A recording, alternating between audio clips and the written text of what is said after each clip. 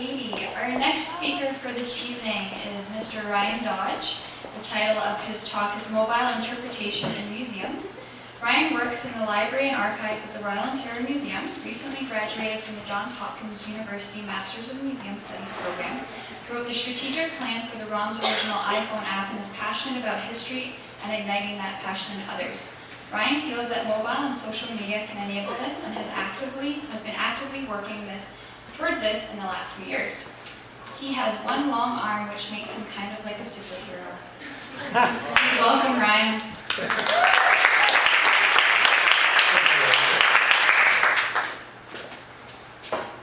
So thanks, Jen. Thanks for organizing this event. Like you said, I'm passionate about mobile interpretation in museums. Now, originally, mobile interpretation was provided to visitors to give them more information without cluttering gallery spaces. But for the most part, these early mobile projects never attained the must-have status for museum visitors. They were usually hard to operate and pretty boring. And traditionally, and even today, museums and museum staff are regarded as trusted experts. We can usually get people to listen to us, some intently, but a lot of them are still bored to death. To me, it's clear that the time has come to switch up the way we communicate with our audiences. The world is changing at an incredible pace. The way people access information is changing and has drastically changed in the last decade. Web 2.0, Google, and now the rise of mobile devices has transformed the way people access information. And I believe it's time museums recognize this. It is an age when people can access whatever information whenever and wherever. We have to update our practices. So with that being said, how can we ensure museums and the work of our experts remain relevant in people's lives in the 21st century? Well, in my opinion, museums need to provide spaces and opportunities for learning and for initiating wonder and curiosity in their audiences. We need to stop telling, we need to start asking, and more importantly, we need to start a conversation with our communities.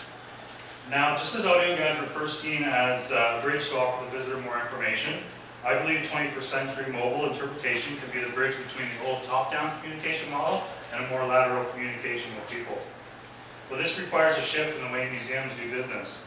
We need to look to the future. We need to start putting an emphasis on collaboration and teamwork. We need to be resilient, and I believe mobile technology is the change agent museums need to move forward. If museums are to remain relevant in people's lives in the 21st century, we need to keep pace with the way people are accessing information. We need to meet people where they are by initiating conversations and collaboration. And as my main man Darwin said here, we need to be adaptable to change. Now, I'm not in the habit of quoting retired U.S. Army generals, but I think General Shinseki's statement rings true for a lot of industries, and especially museums. We have an incredible opportunity with this technology, and it shouldn't be wasted. So how do we ensure we're adaptable to change in the mobile age? How can we possibly keep pace with the rate of change that's happening today? Some serious thinking and strategizing needs to be done. We need to enable audiences, and this means developing mobile services for the physical visit and the virtual, allowing the broadest possible audience to access museum-generated content on demand. More importantly, we should ensure that these audiences are able to interact with our content on multiple platforms. We need to create new opportunities for learning by enabling virtual and physical visitors access to our collections, information, and any supplemental content while mobile. The only constant technology is change, and who knows what kind of technology we'll have in a few years' time. So let's get that conversation started. And we need to provide open, transparent access to our data.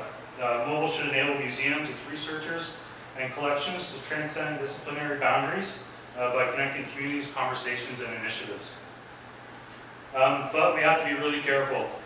Creating tech zombies stumbling around our galleries with tiny pocket computers is not our goal. And the fact is, linear, audio-only content creates those zombies. By not consulting people and forcing content on them, we will repeat the failures in mobile interpretation of the past 60 years. By giving people a choice to access our content or not, we will create that, oh cool, check this out moment between people in the museum. We want potential visitors to become actively engaged in the stories we've created, but we need to know what they want to hear first. By creating these opportunities, we will demonstrate that we care about our audiences and their opinions. And that will create long-term engagement and inspire wonder. We want to hear from everyone. Now, by providing these spaces and opportunities, museums remain relevant in the mobile age. We need to find the sweet spot between our expert knowledge and what the general public is interested in. We have to get away from lecturing and we have to start conversing. In my humble opinion, mobile museums should enable audiences to tell us what they want to hear, see, and do in our institutions, and it should make the museum visit a more engaging and awe-inspiring experience. We'll be giving people the choice to choose the stories they want to hear, and that's a powerful thing. Thanks.